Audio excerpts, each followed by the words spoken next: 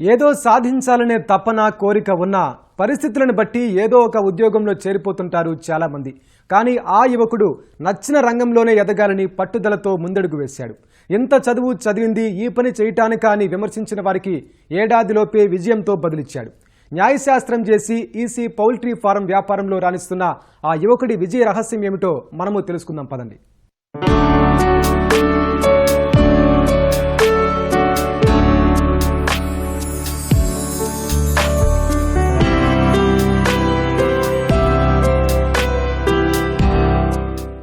వ్యాపారంలో రాణించాలంటే పెట్టుబడి ఒక్కటే సరిపోదు. కష్టనష్టాలు అంచనా వేస్తూ ప్రణాళికతో ముందుకు సాగాలి. అప్పుడే విజయం సాధించగలరు. అందుకు ఉదాహరణే ఈ ఔత్సాహిక వ్యాపారవేత్త. సాధారణ పద్ధతిలో కాక ఆధునిక సాంకేతికత అందిపుచ్చుకుంటూ ఈసీ పౌల్ట్రీ కోళ్ల ఫామ్ నెలకొల్పి ఏడాది తిరగకుండానే లక్షల ఆదాయం ఆర్జిస్తున్నాడు.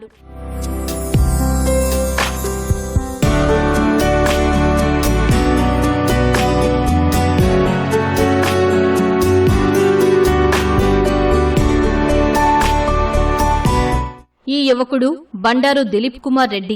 తండ్రి పౌల్ట్రీ రంగంలోనే ఉండటంతో తను చిన్నతనం నుంచే ఈ రంగంపై ఆసక్తి పెంచుకున్నాడు.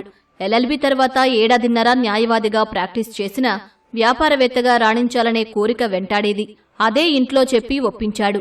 2 ఏళ్ల క్రితం బ్రహ్మంగారి మఠం మండలంలోని ముడుపాలలో 1.5 ఎకరం కొనుగోలు చేసి ఈసీ పౌల్ట్రీ కోళ్ల ఫామ్ ప్రారంభించాడు. తెలుగు రాష్ట్రాల్లో దాదాపు 500 ఎన్విరాన్మెంట్ కంట్రోల్డ్ పౌల్ట్రీ పరిశ్రమలే ఉన్నాయి.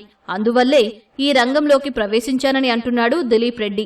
లోటుపాట్లు తెలుసుకోవడానికి ఏడాది పాటు అధ్యయనం చేశాడు. వివిధ ప్రాంతాల్లోని ఈసీ పౌల్ట్రీ పరిశ్రమలు తిరిగి అవగాహన పెంచుకున్నాడు. పుట్టింది తెలంగాణలో అయినా వ్యాపారానికి అనుకూల వాతావరణం ఉంటుందని రాయలసీమలోని ముడుపాలకు చేరాడు.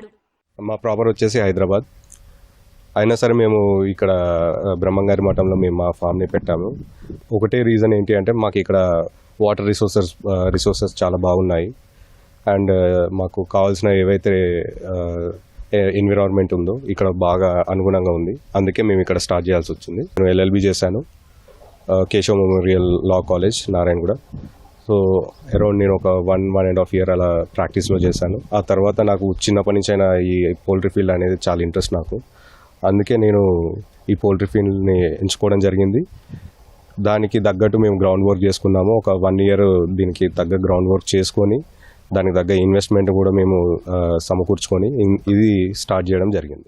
మార్కెటింగ్ కు ఇబ్బందులు తలెత్తకుండా ఉండేందుకు ఆసియాలోనే 5వ అతిపెద్ద కంపెనీ అయిన ఇండియన్ బ్రాయిలర్తో ఒప్పందం కుదుర్చుకున్నాడు దిలీప్.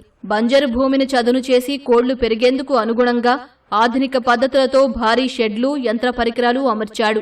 1,20,00,000 పెట్టుబడితో ఏడాది పాటు కష్టపడి ఈ ఏర్పాట్లు చేశానని చెబుతున్నాడు. నేను లాస్ట్ 1 year నుండి ఈసీ పౌల్ట్రీ ఫార్మింగ్లో బ్రాయిలర్ ఫార్మింగ్ చేస్తున్నాము. మేము ఇంటిగ్రేషన్ తీసుకున్న కంపెనీ వచ్చేసి ఇండియన్ బ్రాయిలర్. అది ఏషియాలోనే 5th largest కంపెనీ. సో మాకు ఇయర్లీ వచ్చేసి ఒక 6 to 7 batches కాంట్రాక్ట్ అనేది ఇవ్వడం జరుగుతుంది. ఈసీ పౌల్ట్రీ ఫామ్ అనేది ఏంటంటే ఎన్విరాన్మెంట్ కంట్రోల్డ్ పౌల్ట్రీ ఫామ్. మనకి 365 రోజులు లోపల ఒకటే టెంపరేచర్ని మనము ప్రొవైడ్ చేయవచ్చు. ఒక కోడికి ఏదైతే అది ఇంక్యుబేటర్ నుంచి బయటకు వచ్చినప్పుడు దాని తల్లి దగ్గర ఉండే వెచ్చదనము ఆ కోడికి మనం ఇవ్వాల్సి వస్తుంది.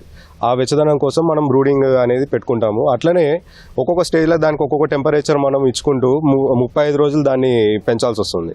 24 గంటలు కరెంట్ అనేది ఉండాలి ఖచ్చితంగా. ఎప్పుడైనా ఈ జనరేటరు ప్లస్ కరెంటు మనకు లేకపోతే మాత్రం లోపల మోర్టాలిటీ అనేది జరుగుతుంది.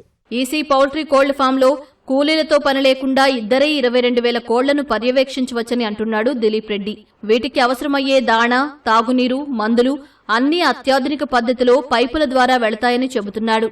ఒక్కో షెడ్డు సామర్థ్యం 25,000 అయినా బ్యాచ్కు 22,000 కోడిపిల్లలే పెంచుతున్నాడు.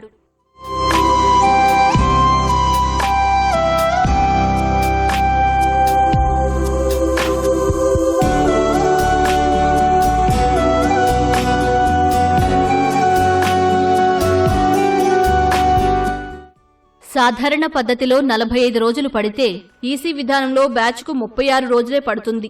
ఇలా ఏడాదికి 7 బ్యాచ్లు మార్కెట్కు తరలిస్తే 35 నుంచి 40 లక్షల ఆదాయం వస్తుందంటున్నాడు దిలీప్. ఫారాన్ని ఎలా విజయవంతంగా నిర్వహిస్తున్నాడో ఇలా వివరిస్తున్నాడు.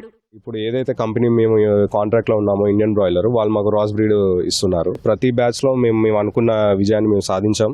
22,000 కోళ్ళకి మేము యావరేజ్గా చూసుకున్నా సరే 50 టన్నులు దిగుబడి తీసుకున్నాము. మాకు పర్ బ్యాచ్ వచ్చేసి 22,000 కోళ్ళు ఇస్తారనమాట.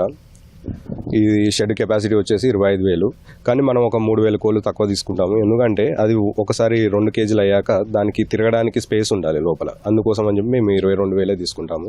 సో మనకి లిఫ్టింగ్ స్టేజ్ వచ్చేసరికి 21,600, 21,500 అలా లిఫ్టింగ్ అవుతాయి. మాకు ఈ 50 టన్నులు మేము కంపెనీ వాళ్ళతోటి అగ్రిమెంట్ తీసుకొని వాళ్ళు దాన్ని మార్కెటింగ్ చేసి 5 వర్కింగ్ డేస్లో మాకు బిల్ ఇవ్వడం జరుగుతుంది. మాకు యావరేజ్గా ఒక కేజీకి వచ్చేసి 13 రూపాయల నుండి 14 రూపాయలు కూడా వస్తుంది.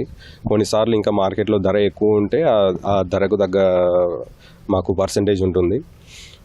మాకు అలా చూసుకున్నట్టయితే ఒక బ్యాచ్కి 6.5 నుంచి 7 లక్షల వరకు మాకు ఆదాయం అనేది ఉంటుంది. ఒక 2 లక్షలు మాకు ఖర్చులు పోను, ఒక 5 లక్షల వరకు మాకు ఒక బ్యాచ్కి అనేది మిగలడం జరుగుతుంది. అలా మేము సంవత్సరానికి 6 నుంచి 7 బ్యాచ్లు మేము చేసుకుంటున్నాం. ఇప్పుడు మామూలుగా ఓపెన్ పౌల్ట్రీ ఫామ్కి దీనికి డిఫరెన్స్ ఏంటి అంటే, ఓపెన్ పౌల్ట్రీ ఫామ్లో మనకి ఇదే వెయిట్ రావడానికి 45 రోజులు పడుతుంది. మనకి దీంట్లో ఏంటి అంటే ఒక వారం ముందే అదే వెయిట్ మనకు వస్తుంది. ఈ రంగంలో ఆసక్తి ఉన్నవారు నష్టపోకుండా ఈసీ ఫామ్ ఎలా నిర్వహించుకోవాలో వివరిస్తున్నాడు దిలీప్ రెడ్డి. ఇలా చేస్తే పెట్టిన పెట్టుబడి 4 ఏళ్లలో ఖచ్చితంగా తిరిగొస్తుందని అంటున్నాడు. ఇప్పుడు ఒక ఈసీ పౌల్ట్రీ ఫామ్ మీరు స్టార్ట్ చేయాలనుకున్నప్పుడు ఒక ఫామ్కి ఒక 1.5 ఎకర్ అనేది మీకు ఖచ్చితంగా ఉండాలి. ఉంటే చాలా ఈజీగా అవుతుంది. మీకు లిఫ్టింగ్ దగ్గర నుండి మీకు మళ్ళీ బ్యాచ్ వచ్చినప్పుడు క్లీనింగ్ అయినా ఏదైనా సరే ఈజీగా అవుతుంది. ఐరన్కి అప్పట్లోనే మాకు విత్ ఫ్యాబ్రికేషన్ అంతా కలుపుకొని ఒక 40 నుంచి 45 లక్షలు ఐరన్ వర్క్ అయింది. సివిల్ వర్క్ వచ్చేసి అదొక 40 lakhs అవుతుంది.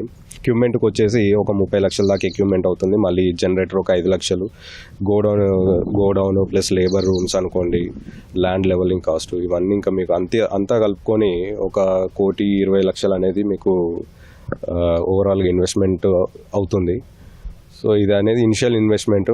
మళ్ళీ మీకు ఇన్వెస్ట్మెంట్ రిటర్న్ రావడానికి అట్లీస్ట్ మీకు 3.5 to 4 years అనేది మీకు జరగడం జరుగుతుంది. ఈ పౌల్ట్రీతో పాటు మేము నెక్స్ట్ సెరికల్చర్ కానీ లేకపోతే ఈ షీప్ అండ్ గోట్ ఫార్మింగ్ ఇలాంటివి స్టార్ట్ చేద్దాం అనుకుంటున్నాము.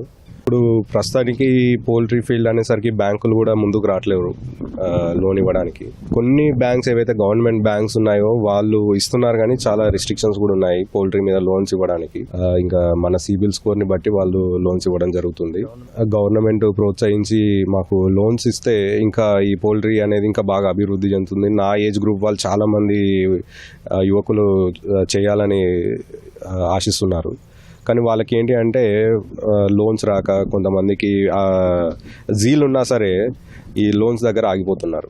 ప్రణాళికతో వ్యాపారంలో అడుగుపెట్టి ఏడాదిలోనే అనుకున్న ఫలితాలు రాబడుతున్నామని చెబుతున్నారు దిలీప్ భార్య కీర్తి.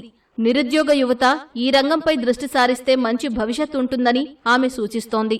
మేము ఈ షెడ్ స్టార్ట్ చేసి దాదాపు 1 year అవుతుంది. కాకపోతే దీనికి కష్టం మొదలుపెట్టి దాదాపు 2 సంవత్సరాల ముందే అవుతుంది. సో దీనికి మాకు వెనకాల నుండి మాకు ప్రోత్సహించింది మాత్రం మా అత్తమ్మ మావయ్య. ప్రతి ఒక్క రోజు ప్రతి ఒక్క బ్యాచ్ కూడా మాకు ఒక కొత్త ఎక్స్పీరియన్స్ లాగే ఉండింది. సో ఇవన్నీ నేర్చుకుంటూ ఒక 1 year అయిపోయి ఇప్పుడు ఒక స్థాయికి వచ్చాము. సో ఇట్లాంటివి ఇంకా ముందు కూడా వేరే ఫీల్డ్లోకి వెళ్ళాలని, యువత కేవలం రొటీన్దే కాకుండా ఇట్లా విడిగా వచ్చి కొంచెం యూనిక్గా ఆలోచించి బాగుంటుందని చెప్పి అది నా ఒపీనియన్ అండి. కష్టపడే తత్వం, పట్టుదల ఉంటే ఏ రంగంలోనైనా విజయం మీదే అంటున్నాడు దిలీప్. భవిష్యత్తులో సెరికల్చర్, మేకలు, గొర్రెల పెంపకం ప్రారంభించాలని లక్ష్యంగా పెట్టుకున్నాడు.